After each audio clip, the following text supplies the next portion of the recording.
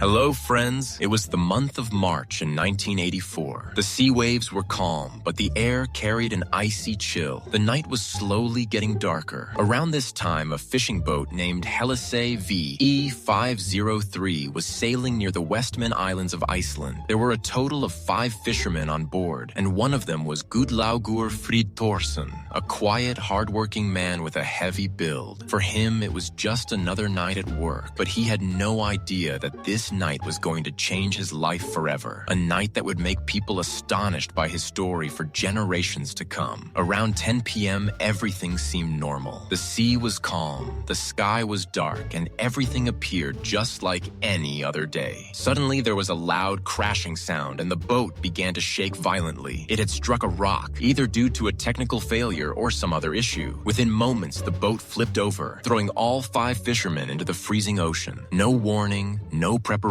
It was as if these men were suddenly tossed into the dark sea without a chance to react. It was a moment where life and death were separated by just a few seconds because the water temperature was only 5 degrees Celsius. Imagine dipping your hand in icy water. Within seconds, it goes numb. Now imagine jumping into that same water with your entire body, and in the darkness of night, it was like a living nightmare. To make matters worse, the emergency raft wasn't working, so there was no way to escape. Gudlaugur and his companions tried to hold on to each other, but within minutes, the cold began to take its toll. One by one, all 4 of Gudlaugur's fellow fishermen lost consciousness and drowned, all within just 10 minutes. Their screams, their struggle in the water, and then the sudden silence. Gudlaugur witnessed it all with his own eyes. It was a moment filled with fear, helplessness, and that biting cold that doesn't just hurt. It slowly shuts your body down. Now Gudlaugur was the only one left alive in the middle of the sea. He made a decision. If he wanted to live, he had to swim to shore. In the distance, he saw a faint light, his only hope. And hope is what keeps humans alive. First, Gudlaugur removed his heavy jacket and clothes to make it easier to swim. Then he started cutting through the icy water, stroke after stroke. No rest, no stopping. Just swim or death would swallow him whole. While swimming, there were several moments when his body felt like giving up. His arms were weak, his breathing